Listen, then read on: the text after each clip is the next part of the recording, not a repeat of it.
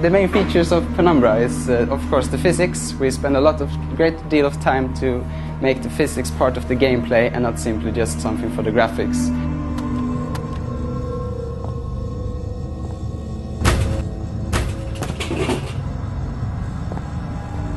And this also gives the player the option to do a lot of things hands-on in the game. And this draws the player into the game, and from this we believe that we can create quite a horrific ambience in the game.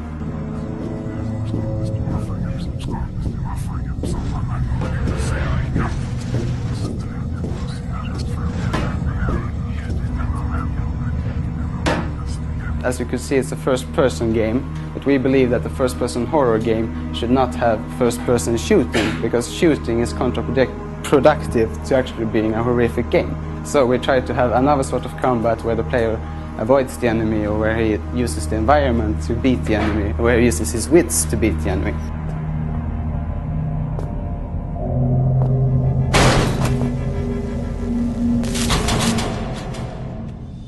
Must have been right.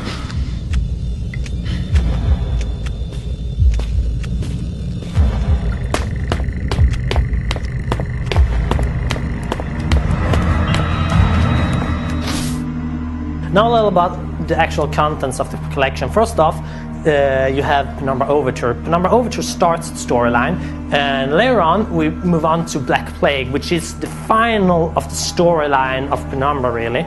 In Requiem, as Jens said, we have a more puzzle focus. We tie some loose ends that was with the story. You get to meet some old characters, and you also have lots of new puzzles. In Penumbra, our goals are, or this is actually what's in Penumbra, over 50% of all puzzles have to do with some kind of physics, and that's quite a lot when you compare it to other games.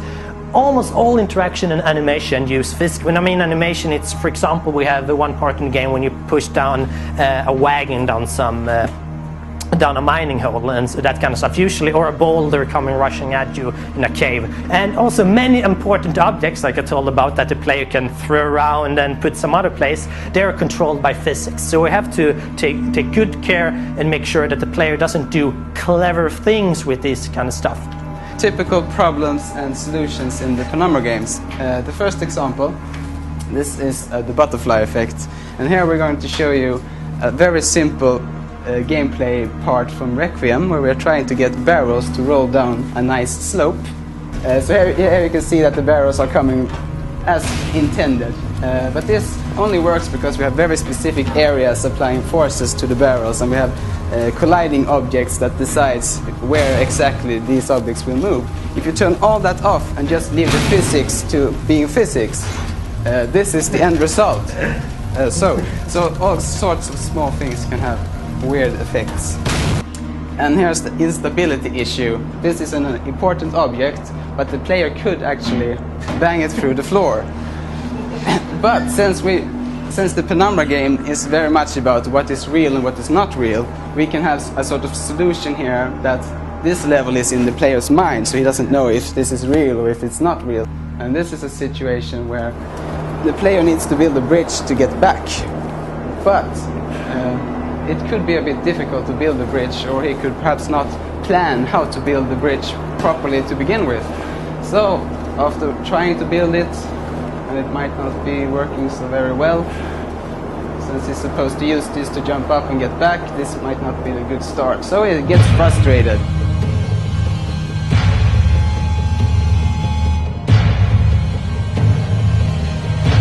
And then we end up in an unwinnable state. So we had to add a sort of, he can sneak back that way, just in case, you never know. We don't want to have the player trying to jump over and then die, because we don't really believe so much in having the player replay. The positive things with physics, you can have multiple solutions. So the player needs to get an important object down from the top shelf, and then he can either use a box and just simply throw it. And there he has the fuse. Or he could use the broom located to the right and use that to get the object down. And that's the only use of the broom in the whole game. and that really pisses players off, because they're, hey, there's the broom and I played the whole game, there's no use for it. What the f? And in this next room, again he has options. He could either use the big box, put it on the button on the floor to open the door, which is one solution.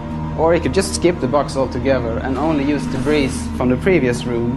And here he has to use three parts to make it go down. But he could also use 2 parts, jump up on it on himself, and then he gets just enough time to run out the door before it goes up again, and then he gets out into the next room.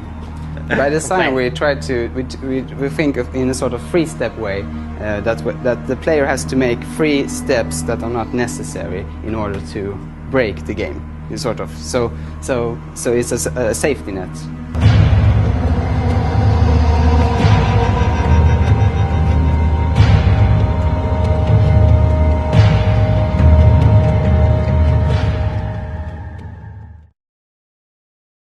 Help me.